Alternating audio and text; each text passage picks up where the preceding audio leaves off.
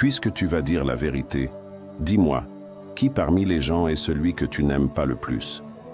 Iblis répondit, C'est toi, ô Mohammed.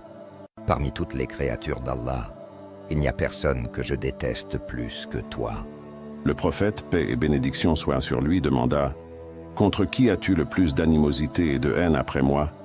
Iblis répondit, Contre un jeune pieux qui a voué toute son existence à la voie d'Allah. Ensuite, le dialogue se poursuivit comme suit. Le prophète, paix et bénédiction soient sur lui, posa une autre question. Et ensuite, qui n'aimes-tu pas? Iblis répondit, Un homme pauvre et patient, qui ne révèle jamais ses besoins, qui ne se plaint jamais.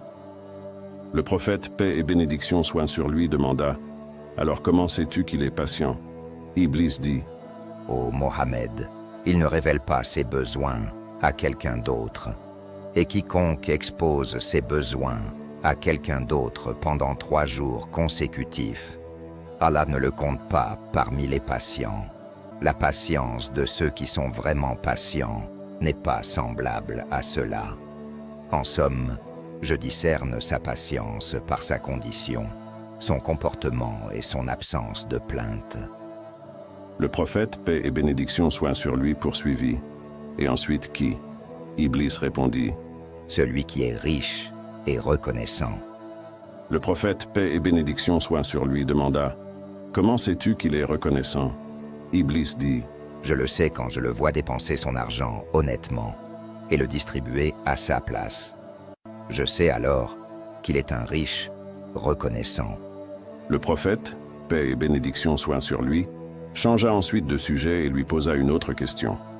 Et comment es-tu quand ma communauté se lève pour la prière? Iblis répondit, Ô Mohammed, je suis pris de frissons comme si j'étais atteint de paludisme. Je tremble. Le prophète, paix et bénédiction soient sur lui, demanda, Pourquoi es-tu ainsi, ô maudit? Iblis répondit, Parce qu'un serviteur qui se prosterne pour Allah monte d'un degré. Le prophète, paix et bénédiction soient sur lui, demanda ensuite, Et comment es-tu quand il jeûne? Iblis répondit, À ce moment-là, je suis enchaîné jusqu'à ce qu'ils rompent leur jeûne. Le prophète, paix et bénédiction soient sur lui, poursuivit, Et comment es-tu quand ils font le pèlerinage? Iblis répondit, Alors, je perds complètement la tête.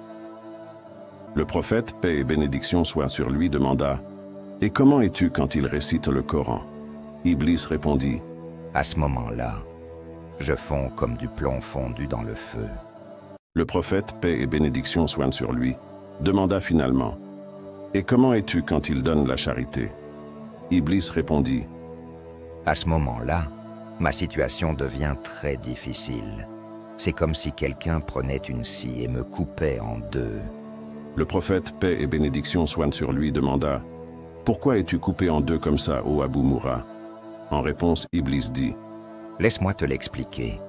Puis il commença à raconter, parce que la charité comporte 4 bienfaits. Voici comment. Allah le Très-Haut apporte la bénédiction au bien de celui qui donne la charité.